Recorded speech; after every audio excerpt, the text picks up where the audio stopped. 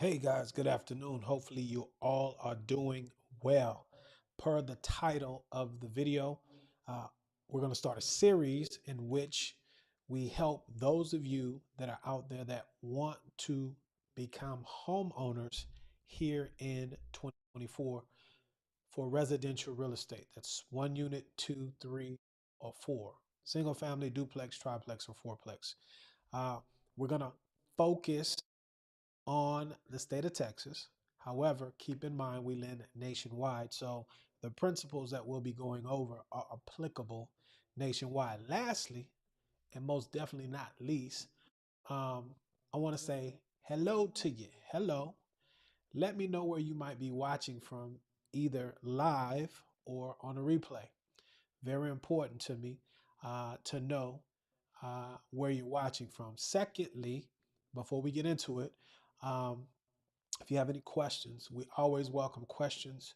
If you don't feel comfortable asking them in the comment section on whatever platform you're watching this on, send me a direct message because, as always, as the tide rises, all boats rise.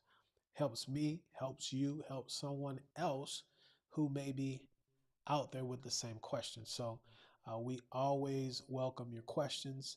Again, hello, thank you in advance, and let's get into it. The first place I want to go, and the reason I want to have this series is because I constantly run into the same questions. Uh, Number one. Number two, there's still a lot of misinformation out here as it pertains to residential real estate and securing the mortgage, the financing you need for that purchase, right? So, one place I want to start a little different for you all that are out there is for you to get and understand the following: the borrower's ability to repay. That's what this is all about. And without turning you into a industry professional, I think if you have the understanding of your ability to repay, it will not only help you secure this property uh, and whatever property you want to secure going forward, but more importantly, you're able to help those people either in your family, immediate family, or in your community. Let's say that way. You'll be able to educate and help them so that they will have this information, and we're not starting over. You're not starting over every generation in your family. Okay, we can build on top of the foundation. So your ability to repay is very important, and I think that's a great place to start for us in the industry. um, it's the key to accurately evaluating the risk of any mortgage loan. Okay, so you guys don't want to hear this, but here's the deal: if I and everyone else in the industry, if we just willy nilly and lend whoever money that wants, okay, wants, demand, remember, any demand, there's the desire and the ability. Desire and ability. So there's a lot of desire to own residential real estate. But the question is, do you have the ability to repay? So it's incumbent upon us to make sure that we educate you. And that's the purpose of these videos going forward, to educate you on what it means for you to have the ability to repay, and then give you some tangible, very doable things that you can do to get yourself ready, or for you to determine if you're ready to submit an application. This is all prior to application type work. Okay. So I think I've hit that point for right now. Okay. So let's get into what I'm talking about. So what are you talking about, Robert? For this video, the things that I want to address are: number one, as you see on the screen, your rent history. Rent history is very important, and it's a very good indicator of how you're going to repay in the future. So rental history is very important, okay? Second thing is, we're going to talk about how you can comfortably, the ideal, let's say it that way, what your ideal mortgage payment should look like. May not be there, but I want you to know what ideal looks like. and then you can determine for your specific situation where you should fall. And then reserves, anything left over, how much you should have left over after closing.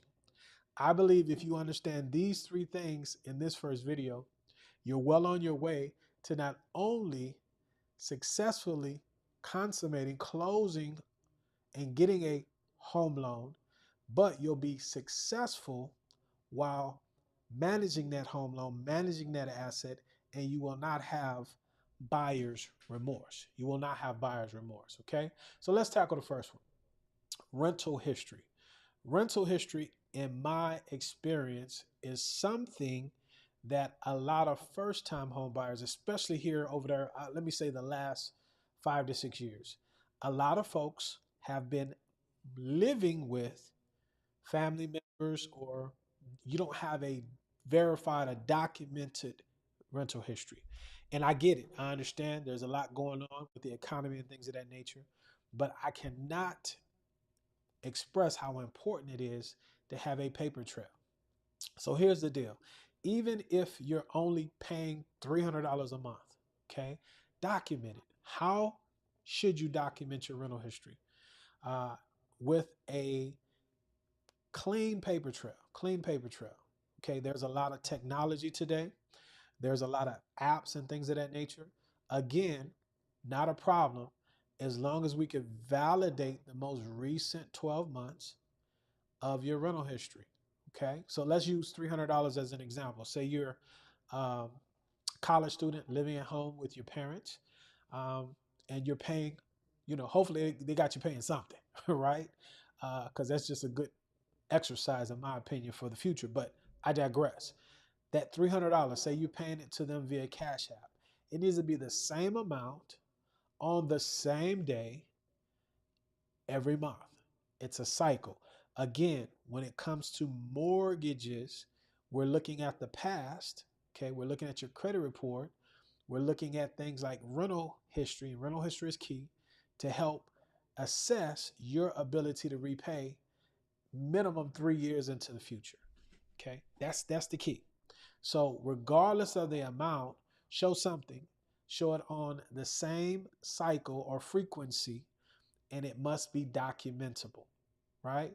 Now, rental history is very key, especially when you have borrowers that have had credit uh, events in the past and may not have the highest credit scores and things of that nature. And let's say you're going to go with an FHA loan.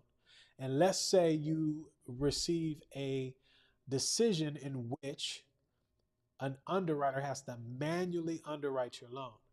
Well, refer eligible is what I'm speaking of, is no bueno if you don't have rental history. So again, as I sit back and distill these things and listen to all of the gurus online, okay, we want to educate you on how to be successful, not just to get a loan, but to keep it. And again, rental history is key. It's very important. Now, not only the documenting of rental history to show that you make those consistent payments, right? But that is a great indicator or a great baseline for you as a potential home buyer to get an understanding of how much home you could qualify. Now, I use an example of a college student. May not be apples to apples because hopefully you have gone into a field in which you're going to be making a commiserate amount of money based upon what you went to school for. All right, $80,000 plus. Hopefully you invested wisely, uh, if not money, your time, and you're going to be paid accordingly to your education or what field you're going into. So uh, let's not dig our heels in on $300,000. But let's say you've been out of the house and you're renting, okay, and you have a, customary rent depending on where you are. Let's use $1,000 as an example. I think pretty much across the board, rent is almost $1,000 wherever you are in these states. And so once you have that documentable history of paying rent, then you can use the rent, you as a potential home buyer, before you reach out to anybody and say, okay, How can I use this number to determine what should be comfortable to me? Okay. And so, in my professional opinion, your rent, whatever that is, your ideal mortgage payment, okay, ideal, shouldn't be more than 1.5 times what your rent payment has been. Okay. And these numbers have been vetted. They're not pulled out of the sky. But after you go back and look at millions and millions of loans, we'll use FHA in this example, they can go back and say, okay, when folks stayed within this range from where the rent was to 1.5 times above that, then they were more successful. So for somebody that has a rent of $1,000 a month, okay, you want to ideally not pay more than $1,500 a month. Okay. Can y'all see that? Yeah. $1,500 a month in what we call your pity payment. PITI. And before you guys start blowing me down in the comment section, again, let's be adults about this and understand that this is an ideal number, and based on where you are in these United States, it may not be applicable. But if you're in a market, let's say Anaheim, California, where a condo is almost 800 grand, typically your rent is going to be commensurate to where this 1.5 time factor makes sense. Okay. So we're talking to folks that are serious about becoming homeowners. Again, not only having the desire, but the ability, respectfully. Okay. So 1.5 times what your rent is what you should ideally be looking for your principal, interest, tax, and insurance payment, your pity payment. And we'll get into that in later videos. But just right now, you can look at what your rent is and say, okay, 1.5 times that, in this example, $1,000, $500 more, $1,500 a month is where I could be comfortable based upon data and things of that nature from the past and other folks, where I shouldn't be too far ahead of my skis. Okay. So not only rent from a document standpoint, very important, showing that you've been making those payments, but now you know that you can also use it to give you an ideal scenario of where your rent should be. Okay. Now, as we get ready to go into the third point of today's video, because we covered rental history. We covered how you can get a good idea of what your ideal monthly mortgage payment should be, principal, interest, tax, and insurance. Let's talk about reserves. Okay. It's a proven fact that reserves are a great indicator of those that have them after closing, that they will be very successful homeowners and subsequent homeowners and build a lot of wealth. Okay. Now, for those of you that are wanting to know, hey, Robert, well, what is a good number? I'm glad you asked. And I'm going to tell you, okay? In my professional opinion, again, based upon the information that we have, once you understand this 1.5 times what you've been paying in rent, if rent is $1,000 as our example, okay? $1,500 a month is what my ideal monthly mortgage payment is, my pity payment. Then after you've closed, okay, after you've consummated the deal, you got the keys. This is aside from the down payment and closing costs, wherever that came from, and we'll get into that in another video. This is what you should have left over, a minimum. The more the better, a minimum. 3 months. 3 months of your pity payment. 3 months, right? Of this amount, which is in this example, $1,500. So that's 1, 2, 3. 5 and 5 is 4, right? 500. So you should have a minimum of $4,500 after you've closed in an account that you can physically touch, liquid.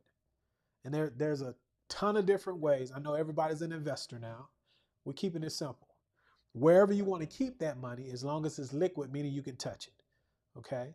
So I won't get into all the places that you can put it. And I know banks aren't paying any money. It blows my mind. I'm gonna digress. Okay, I'm gonna go on a rabbit trail, but it blows my mind how people are so concerned with a lot of things that aren't important to them when the average American family has less than $1,000 in savings. Let's get the $1,000 first, and then we can worry about where we're going to put it to grow. But when it, I digress. Back to our video at hand. Rental history, great indicator of future performance. So if you're not paying rent, or if you're not paying rent in a documented way, a valid documentation method, then you need to do so. Okay, consistent payments, the same amount, ultimately the same time every month. That goes a long way. You guys just gotta trust me. Then from there, whatever that rent is, if it's a market rate rent, if you're not staying with family and things of that nature, okay. But if it's a market rate rent, a good multiplier is 1.5 times whatever that rent that you've been paying is what you should feel comfortable for sure, an ideal amount when you're going out to look for a mortgage payment. Again, if you're in Texas, don't start hollering to me about the prices of homes in California. You're not in California. Stay in your lane, okay? Look at your rents. See what you're paying, okay? And then that's what you're really going to be comfortable with, okay? Focus on your numbers, not what the internet is telling you. So 1.5 times, okay, in our example. So we had $1,000 a month. 1.5 times is $1,500 a month, okay? Then we know that that's the ideal pity payment, principal, interest, tax, and insurance payment. And then we also know after we've closed, minimum, the minimum we should have in a liquid account, meaning I can assess it. Don't have to, you know, do anything special. I can touch those monies. Is 3 months of the pity payment. 1,500, 3 months. Y'all correct me if I'm wrong. $4,500. So if you do those things, in my opinion, on this first video, okay, before you reach out to anybody, okay, these are exercises that you can look at to see if you're even comfortable with a potential mortgage payment. And it may be lower than what it actually is, but that gives you a great place to start. If your rent, okay, is uh, if 1.5 times your rent is more than what you thought you should be paying for a mortgage, then you need to pause. It's a great pausing place. And then you need to determine how far along you really are realistically on becoming a homeowner. That's a great time, in my opinion, to either reach out to us, okay, for a home loan consultation. If you look below, you can go to the link tree, right? https:// link linktr.ee/lend to USA. Schedule a consultation so that we can begin to assess where you are realistically, real talk, not how you feel and things of that nature, where you really are, so that we can ultimately devise a plan for you to move forward. Okay. Now, if you're past that point and you say, you know what, I'm tracking, I'm ready to move forward, Robert, I've done a lot of these things, then you really should do the loan scenario. Okay. Actually, it's on this side. Loan scenario. Click the QR code, get on the list. Let's get a real world scenario for you. Very important. And then if you've already reached out, I'm getting a lot of those in today. It's crazy. Just had to save a deal last week because a lender told these folks that they were approved and it was a debacle and they were supposed to close last year. Um, yeah, make sure you choose your partners wisely. Okay, wisely, wisely. And we'll go into that on another video, but not for now. But get a second opinion, man. Second opinion. Doesn't hurt. It's competition. Competition really is good for you. That way you can determine if you're really getting a good deal, especially for minorities. We have a trust issue. Okay. So that's the video for today. I don't know what the frequency is going to be. Minimum 3 times a week, maybe more. But again, to recap for today, and then I'm out of here. We talked about 3 things that you could use prior to reaching out to a lender, for sure not reaching out to a realtor at this time. This is just for self evaluation for you to see if your expectations meet up to what reality really is. Do you have rental history that's documentable, meaning that there's a paper trail, okay, where we can see how much you've been paying for a minimum of 12 months? The longer, the better. It's very important. Number two, 1.5 times whatever that monthly payment is if you're not staying with family and things of that nature, okay? Hopefully, if you've been staying with family and your rental payment is not commensurate with market rate, you've been saving a lot of money. You haven't wasted that opportunity. Okay. But you take that rent, multiply it times 1.5 times. If that number is too big for you, then you need to reevaluate things. Okay. Because that's the safe place. If you're comfortable with that number, remember that's ideal, maybe a little higher or lower depending on taxes and insurance and purchase prices in your local market, right? And then number three, reserves. Whatever that 1.5 times is, after closing, we're going to deal with closing cost and down payment in another segment, another video. But this is after I've closed. Minimum, Robert said at minimum, I need to have 3 months of my pity payment, which is the 1.5 times, right? Can't exceed that amount, right? 1.5 times. And I didn't say that. Let me say that. When I say 1.5 times your rent, okay, that dollar amount should be inclusive of, I did say it, your principal, interest, taxes, and insurance. So that's a great place for you to start. We love to help you if you like. If not, this is information that you can use for wherever you choose and whoever you choose to deal with. Just hopefully they've gained your trust. Okay, they gain your trust and you believe in their ability to get you across the line. Again, guys, uh, want to say hello. Thank you for those of you that have spent some time. And if you have any questions, put them in the comment section. Until the next time, till the next time, let's be good to one another. Let grace abound and peace. Y'all be blessed.